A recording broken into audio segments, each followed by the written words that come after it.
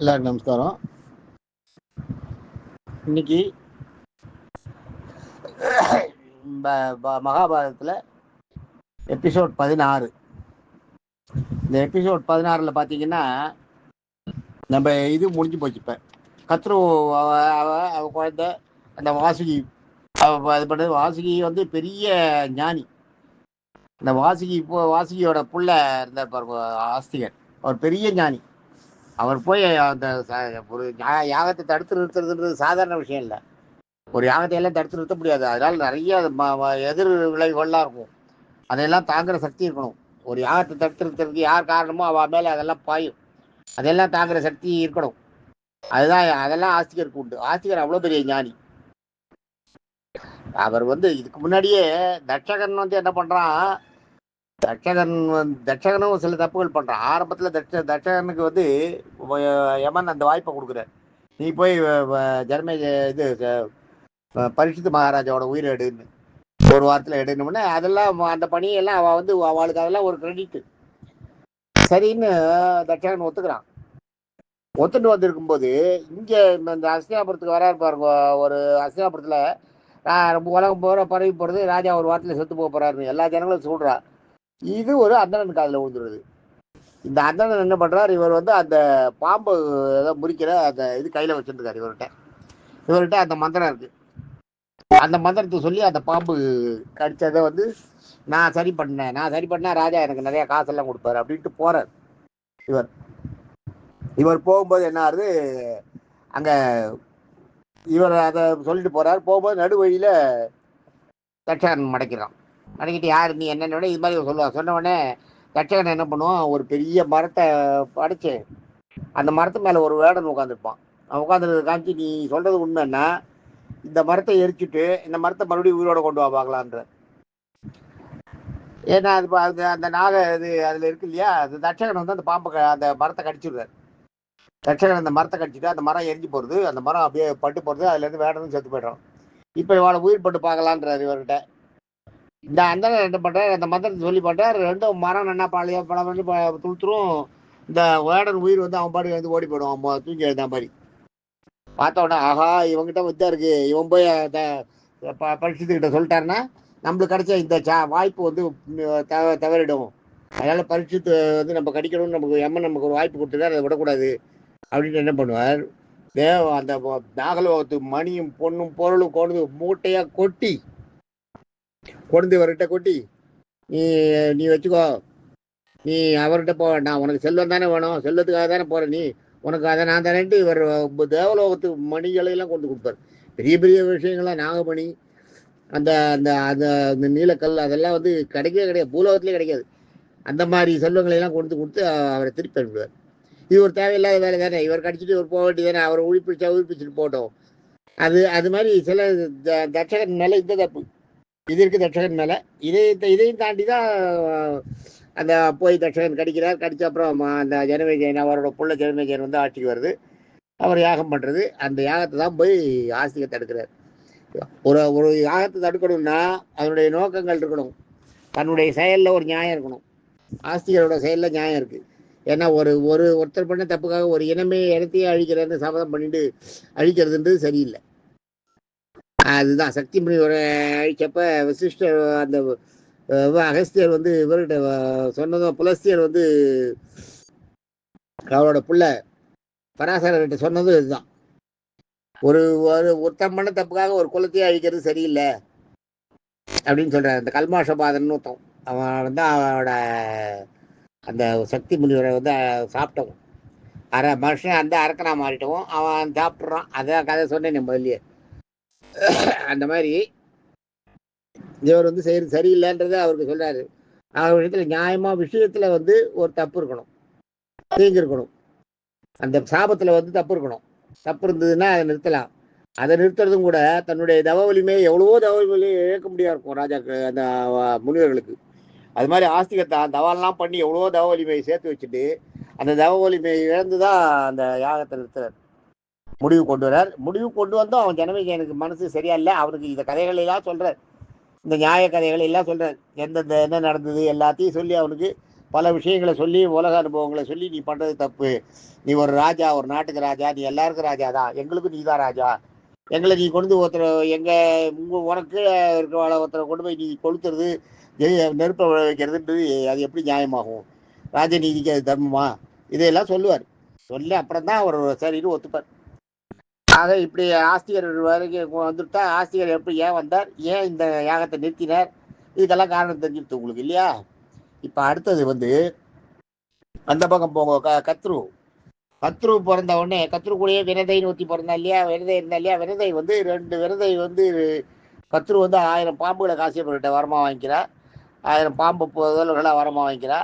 கத்ரு 2 முட்டை, அதை நான் சொல்ல போனதில் 2 முட்டையை வரமா வாங்கிக்கிறா. அதில் ஒரு முட்டையை தான் 2 முட்டையும் பொரியவே இல்லை, அப்படியே இருக்கிற உடனே ஒரு முட்டையை 500 வருஷம் ஆனவுடனே இவளுக்கு கத்ரு பிள்ளையெல்லாம் பிறந்துக்கிறது, அதெல்லாம் பேரம்பேத்தியெல்லாம் எடுத்துட்டு அவள் பாட்டுக்கு நடந்துருக்கா. இந்த 2 முட்டையும் இப்படியே இருக்குன்னு கொஞ்சம் அவசரப்பட்டு ஒரு முட்டையை உடைச்சிருவா. உடைச்சது தான் அருணன். அந்த கதை நான் முதல்ல சொன்னேன் உங்களுக்கு. உடச்சி பார்த்தா உள்ள அருணன் பாதி உடம்பு உருவாகி பாதி உடம்பு உருவாகாமல் இருப்பான்.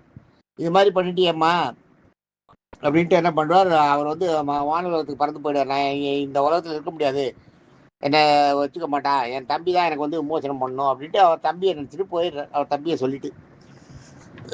அருணனும் பெரிய ஞானி. அடுத்தது அந்த இன்னொரு முட்டை இருக்கு, அதில் வர்றது தான் அந்த முட்டைக்கு அப்போ சொல்லிட்டு போயிடுறாரு அருணன். இன்னும் 500 வருஷம் இருக்குது, 1000 வருஷம் நாங்கள் இதில் இருக்க அடைகாக்கப்படணும், இன்னும் 500 வருஷம் இருக்குது தம்பி பிறக்கிறதுக்கு, அவனை அதுக்குள்ளே அவசரப்பட்டு உடச்சிடாதம்மா, அவன் பிறக்கட்டும் அப்படின்ட்டு. இந்த 500 வருஷமும் அந்த இது இருந்து அதை தான் அந்த கருடன் பிறக்கிறதுக்கு முன்னாடி என்ன ஆனதுன்னா, வாலக்கில்ய முனிவர்கள்னு கொஞ்சம் பேர் இருப்பா. அது ஒரு குரூப் இருக்குது வாலக்கில்யர்கள்லாம். வாலக்கில்யர்கள்ன்றது என்ன, அவளோட அங்குஷ்ட பிரதானம், அவள் உயரமே அவ்வளோதான், கட்டவரல் தான். அங்குஷ்டம்னா கட்டவரல் அளவு தான் அவள் உயரமே இருப்பாள். ஆனால் பயங்கர ரொம்ப தவசாலிகள், ஞானிகள். அவள் எங்கே இருக்கான்னே தெரியாமல் அவளை நிறையா தப்பு பண்ணுறான், அவகிட்ட தப்பு பண்ணிடுவா இருக்கா. அது அவளுக்கும் தெரியும். அவளோட பிறவி அவ்வளோதான் நினச்சிட்டு அவள் பாட்டுக்கு போயிடுறா. அந்த வாலக்கில்ய முனிவர்கள் என்ன பண்ணுறா, அந்த ஜபம் பண்ணுற அந்த இது பாருங்க, சமித்துன்னு பாருங்க, ஒரு குச்சியை 4 பேர் தோளில் தூக்கின்னு வரா. ஏன்னா அவளோட உயரத்துக்கு அதுக்கு அவ்வளோதான் அது சரியாக வரும். இதை பார்த்த உடனே இந்திரன் பயங்கரமாக சிரிக்கிறான். நீ 4 பேர் எடுத்துன்னு போய் யார் அப்போ வேறு காசியப்பர் ஒரு பெரிய யாகம் பண்ணுறார், அந்த யாகத்துக்கு எடுத்துன்னு போகிறத பார்த்தோன்னே அதை காசியப்பர் பண்ணுற யாகம் தேவலோகத்தில் நடுவில் வரும். தேவலோகம் போகும்போது அது நான் கருட புராணத்தில் வரும்போது சொல்கிறேன். எடுத்துன்னு போகிறத பார்த்த உடனே என்ன பண்ணுறார், இந்திரன் விழுந்து செய்யலாம், நீ எப்போ கொண்டு போய் நீ எப்போ அவர் கொடுத்த எப்போ அவர் யாகம் பண்ணுறது, ரெண்டாவது ஒரு குச்சி எடுத்துன்னு போறிய, எவ்வளோ பெரிய யாகம் நடக்கிறது அப்படின்னு ஒரு மாதிரி கிண்டலாக பண்ணுவார்.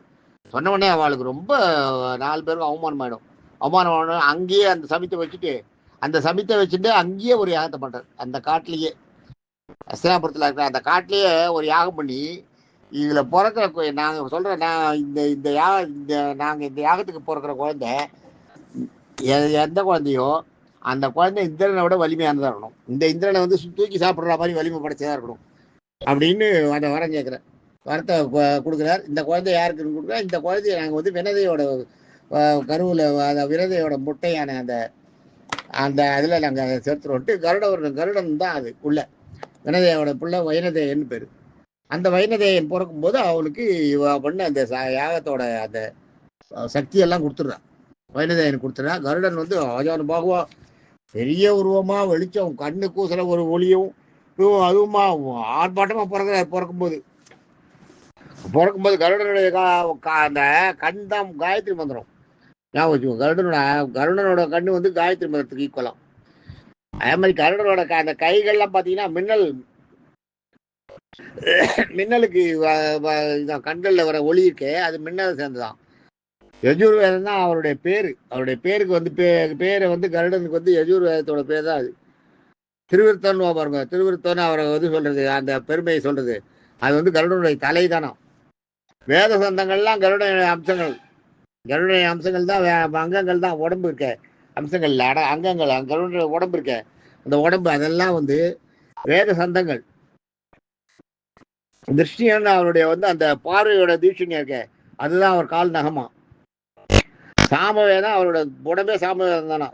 4 வேதங்கள்ல சாமவேதம் ரொம்ப விசேஷமான வேதம். சாமவேதம் அவரோட உடம்பம்.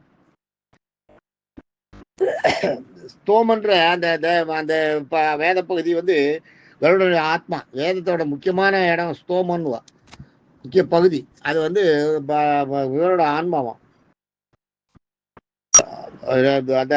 அதே மாதிரி அதில் பார்த்தீங்கன்னா பிருகுதுன்னு ஒன்று இருக்கு இந்த சாம வேதத்தில். ரதந்திரான பிருகுது ரதந்திரான்றது நான் கேள்விப்பட்டிருக்கேன். அந்த ரெண்டு வந்து சாம வேதத்தோட பாட்டு. அது அந்த பாட்டுமே கருடனோட 2 ரெக்கைகளாம். கருடனோட ரெக்கை அப்படி அசைச்சதுன்னா சாம வேதம் கேட்குமோ. அப்போ பார்த்துக்கோ, அந்த மாதிரி ஒரு பவரோட வாழக்கிளிய முனிவர்கள் அந்த மாதிரி ஒரு பவரை கொடுக்குறா அவருக்கு. அந்த மாதிரி பவரை கொடுத்து பிறந்த உடனே இவர் என்ன பண்றாரு, முதல்ல வந்து இந்த பார்க்கடல பெருமாள் கடைஞ்சப்ப அந்த அந்த சொர்பானுன்னு ஒருத்தன் ஒரு ராட்சசம், அவன் என்ன பண்றான், அந்த அமிர்தத்தை தூக்கிட்டு ஓடிடுறான் தெரியாத. இதை வந்து அமிர்தத்தை காட்டி கொடுத்துறது வந்து சூரியனும் சந்திரனும் காட்டி கொடுத்துருவான். இவன் தான் அதை தூக்கிட்டு ஓடுறான் பாரு, அவன் எடுத்து போயிட்டான்னா போச்சு அப்படின்னு காட்டுறாரு. காட்டின உடனே இவர் என்ன பண்றாரு, மகாவிஷ்ணு உடனே அவன் தலையை அறுத்துறார். அவன் சஞ்சீவியை கொஞ்சோண்டு சாப்பிட்றான், அந்த அமிர்தத்தை சாப்பிட்ட உடனே உயிர் போகாது. அவனை என்ன பண்ணுறதுன்னு உடனே ஒரு பாம்பை தலையை அறுத்துட்டு அந்த பாம்பு தலையில ஒட்ட வச்சிடுறேன். அந்த பாம்போட தலையை கொண்டு இவனோட உடம்போட ஒட்ட வச்ச உடனே என்ன ஆயிடுது, அந்த அமிர்தம் மாறிடுறது. அமிர்தம் மாறி அந்த பக்கம் போயிடுறது. அவன் செத்து போயிடுறான், அந்த அரக்கன் செத்து போயிடுறான் இல்லையா. அதுதான் அதை ஒன்று. அந்த அரக்கனுக்கு வந்து இந்த சந்திரனும் சூரியன் தானே நம்ம எங்கே யாருன்றதை காமிச்சு கொடுத்தா அப்படின்ற அந்த ஆத்திரம் இருக்கும். அந்த ஆத்திரத்தில் சந்திரனையும் சூரியனையும் வருஷத்துக்கு ஒரு தடவை பிடிப்பா. அதுதான் சந்திர கிரகணம் சூரிய கிரகணன்றமே. அதுதான் இந்த கிரகணம் பிடிக்கும் போது சூரியனுக்கு வந்து இன்னும் ஒளியும் ஆவேசமாகி சண்டை போடுவாராம். அவருடைய அந்த வேகம் அந்த சூரியனுக்கு பிடிக்கிறதுக்கு 2 பேரும் போனோடனே சூரியனுக்கு அந்த ஆவேசம் வந்து என்ன பண்ணுவாராம், ஒளியை உமிழ்வாராம், நெருப்பை. அந்த நெருப்போட பவரை தாங்க முடியல பூமியோட. பூலோகம் கடந்து அவசப்படுறது, சூடு தாங்க முடியாத அவசப்படுறதுன்னு இந்த கருடன் என்ன பண்றாரு, அருணனை தோல்ல தூக்கிட்டு போறாரு. அருணனை வந்து இப்படி பண்ணது என்ன நியாயம், தர்மனை கேட்கறதுக்கு தான் போறார், இவரை யமனை கேட்கறதுக்கு தான் போறார். தோல்ல வச்சுட்டு போகும்போது பார்த்தா ஏகப்பட்ட இது இருக்கும், அந்த சூரிய ஒளி நெருப்பு இருக்கும். அருணன்கிட்ட சொல்லுவார். அருணன் தன்னுடைய அருணனும் பெரிய தவ வலிமை அவ்வளோ காலம் தவம் பண்ணுற தவ வலிமை இருக்கு இல்லையா, தன்னோட தவ வலிமையை வச்சு அந்த சூரியனுடைய சூட்டை குறைக்கிறார். சூரியனுடைய சூட்டையும் சந்திரனோட சூட்டையும் குறைக்க, அந்த சந்திரனோட குளுமையும் குறைக்கிறார். சந்திரன் குளுமையில் அப்படியே குழுன்னு ரொம்ப குழுக்குழுன்னாக்கி அப்படியே சில்லஸ் குறைச்சி போகிற மாதிரி பண்ணுறான். இது ரெண்டையுமே அவர் வந்து அருணன் பண்ணுறார். அருணன் பண்ணி உடனே அந்த பாம்பு பிடிக்கிறது போயிடுறது, அந்த கிரகணம் முடிஞ்சு போடுறது. கிரகணம் முடிஞ்சு போனோடனே சூரியன் மெச்சி, நீ இவ்வளவு கில்லாடியா இருக்க, எப்படி என்னோட சூட்டை தாங்குற அளவுக்கு உனக்கு சக்தி இருக்கா, அப்படியா இருந்தா நீ என்கிட்ட வா அப்படின்னு அருணனை கூட்டு போய் தனக்கு தேர்ப்பாகனா வச்சுக்கிறார். அதனாலதான் இன்னைக்கு அருணன் பாருங்க, அருணன் தான் சூரியனுடைய தேர்ப்பாகன்.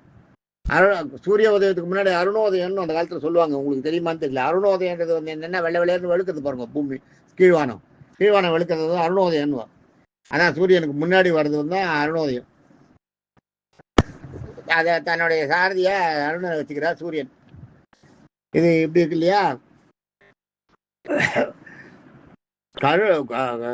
இதுக்கப்புறம் இந்த விஷயத்த இவர் கேட்குறாரு, வந்துட்டு அருணனுக்கு வழிபட்டு அதுக்கப்புறம் அவன் அம்மா கிட்ட கேட்குறாரு, நீ ஏம்மா இப்படி இருக்க, ஏன் நீ இப்படி அடிப்பையா இருக்க இவருக்கு அப்படின்னு கேட்குறாரு. கேட்கும்போது அவர் என்ன அவன் சொல்லுவா எல்லாத்தையும், இது மாதிரி நான் இருந்தேன்டா, தேவையில்லாத அதான் இதெல்லாம் பார்த்துக்கோ, தேவையில்லாத சபதங்கள் எடுக்கக்கூடாது, தேவையில்லாத பந்தயம் கட்டுறதுன்றதெல்லாம் கூடாது. அதெல்லாம் இதில் வருது. ஒவ்வொரு இடத்துலையும் ஒவ்வொரு நீதி இருக்குது, அது உங்களுக்கே புரியும், நான் சொல்லணும் இல்லை. இந்த இடத்துல பாருங்க, இவன் வந்து ஒரு தேவையில்லாத ஒரு பந்தயத்தை கட்டினது அவன் அக்கா கிட்ட இதாகிடுது. அதனோட பலன் என்ன ஆகுது, இவன் வந்து அந்த 500 ஆண்டுகள் அடிமையாக இருக்கிற ஒரு சூழ்நிலை வந்துடுறது. அந்த பந்தயத்துக்கு நான் வரலன்னு சொல்லிட்டு போயிருக்கலாம் இல்லையா, அதை பண்ணல இவன். அதான் தேவையில்லாத பந்தயங்களை கட்டக்கூடாது, பொறாமப்படக்கூடாது. தான் பொண்ணு இதுவாயிட்டாலே, தன்னோட தங்க கத்ரு வந்து 500 பிள்ளைகளை பற்றினாலே தனக்கு பிள்ளை பிறக்கலேன்ட்டு போய் ஒரு பாம்பை ஒரு முட்டையை பாதியில் உடைச்சதுனால தான் அது வந்து இது பண்ண முடியாமல் அந்த 500 அந்த முட்டை வந்து பாதி வளர்ந்து அருணனாக இருந்து, இல்லாட்டா அருணனும் கருடனை மாதிரி ஒருத்தராக இருந்திருப்பார். ஆக கருடன் வந்து சொன்ன உடனே கருடன் இந்த அடிமைத்தனத்துக்கு என்ன வழிபடுறதுன்றத கேட்குறார். பாம்புகள் இனத்துக்கிட்டே போய் கேட்குறார், பாம்பு ராஜா கிட்டேயே கேட்குறார். கேட்கும்போது வாசுகிட்ட கேட்கும்போது கத்துரு சொல்கிறா, இது மாதிரி பண்ண அமிர்தத்தை கொண்டு எங்களுக்கு கொடுத்தேன்னா எங்களால் இதுலேருந்து தப்பிக்க முடியும் அப்படின்னு சொல்கிறா. உடனே இவர் அமிர்தத்தை தேடிட்டு போகிறார் கருடன். நாளைக்கு சொல்கிறேன் மீதி கதையை. தேங்க்யூ.